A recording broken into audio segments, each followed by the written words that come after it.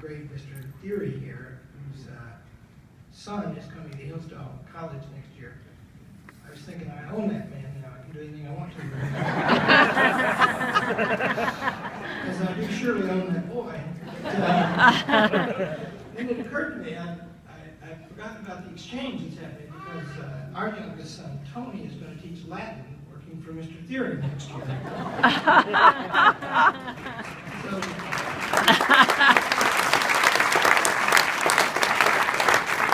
we've exchanged hostages.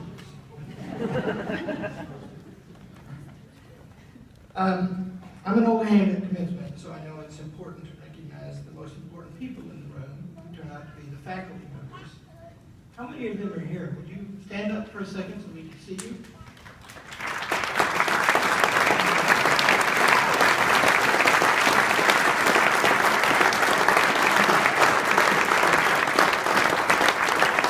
I'm going to commiserate with you in just a minute.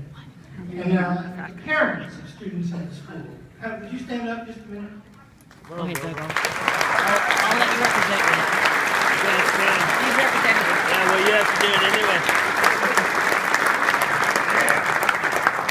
I'm going to commiserate with you too. And I know that there are a group of friends at the college who are here tonight. I want to thank you for being here and tell you that amidst all the trouble in the world, the college is well, and we're going to go ahead and have college again next year. The 174th time. I'm going to introduce Steve Barney to you and tell you just a little bit about how this works, all this charter school stuff. And then I'm going to say a few words to the most important people this night, the seniors, who, by the way, I spoke with for a few minutes, and they're polite, smart, cheeky, just what you want.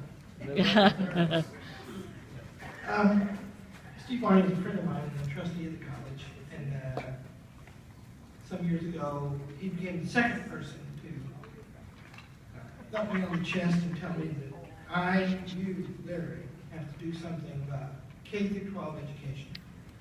And Steve is a lover baby. He works up tears about the fate and plight of the young. And I allowed that I had thought of something, and told it to this other person who was soon killed in a plane crash. And Steve said he was going to leave that help. And something that's simple enough.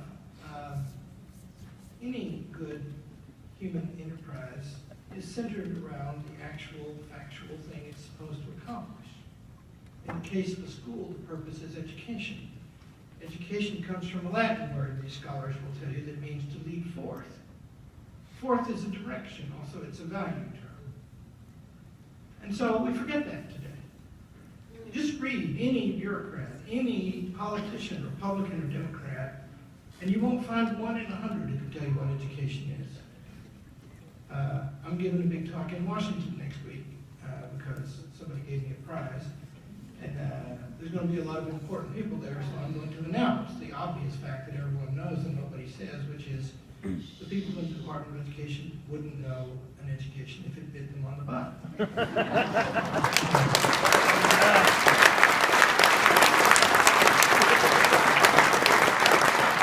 So we have 8 charter schools now, and 4 more opening in August. I think that's the right number. By the way, I did have something to do with conceiving this mess. And the reason it isn't a mess is because of Phil, whom I thank so very much for running all this and making it work. He does the work, and I'm just here to take the credit, which is an excellent position for me to be in. What boss to do? We don't take any money from these schools because we don't take any money from the government. We can't, really. We spend so much time trying not to be run by the federal government that we don't have any time left over trying not to be run by the government in New Mexico. Which would be about as miserable as being run by the federal government. So what we do for these schools, we raise the money to do with Steve's very great help and a lot of people's help. Hundreds of people now have given to help us do this. We've spent some millions of dollars on it. About a third of our faculty, Hillsdale, Mr. Theory is about to find out, is a very challenging college. It's hell. I urge you not to go.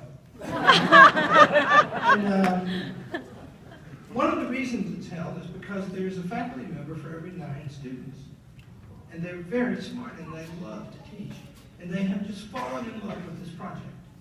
And so they spend part of their time, and we pay them for it, training teachers and helping figure out how to run charter schools. And we give them advice and we learn from them.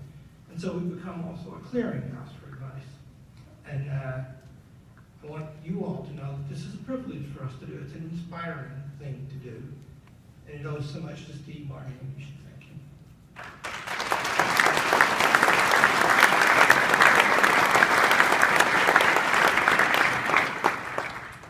Now for you seniors, I think it's time to ask the question, why a classical education?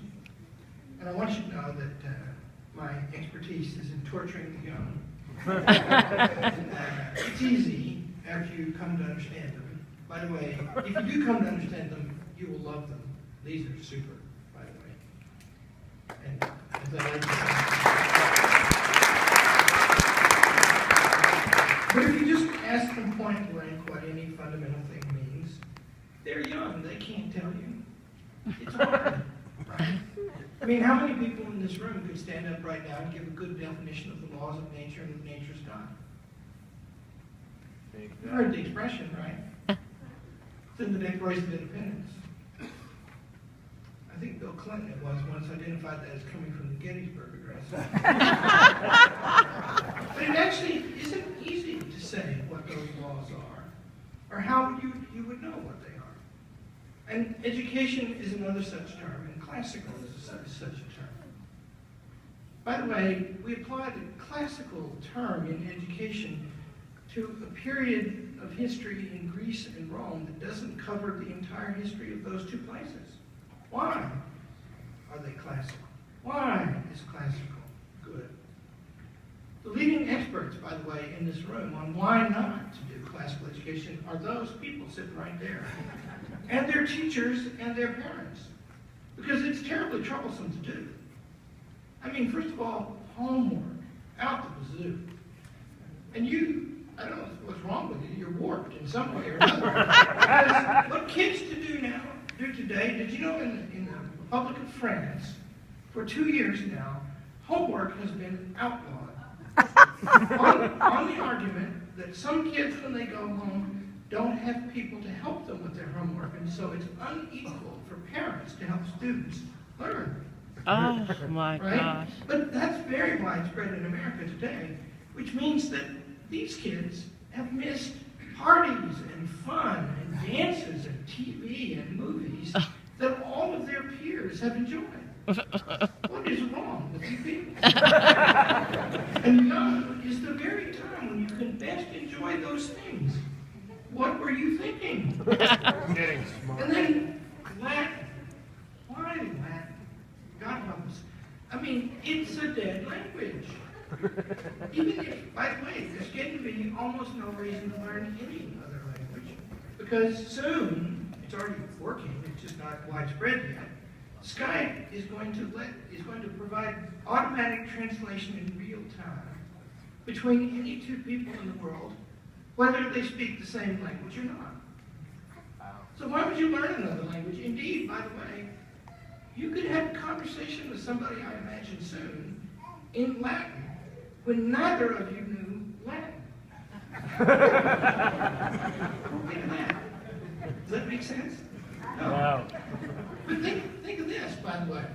It won't be long till we'll be resurrecting Cicero, and we won't need to know his language to talk with him. So why learn? It's hard to learn Latin. For the parents, it's hard. Because your kids are under stress. More than other kids. Isn't that right? Don't they turn into vampires at the end of the term? They do like these dark circles. You should come to Hillsdale College. In September and October, and also in January and February, Hillsdale College is like Disneyland. Everybody is so happy. But then in December and in April, it's like a zombie movie. Because they're worn out. It's hard, and it's hard on the faculty, isn't it?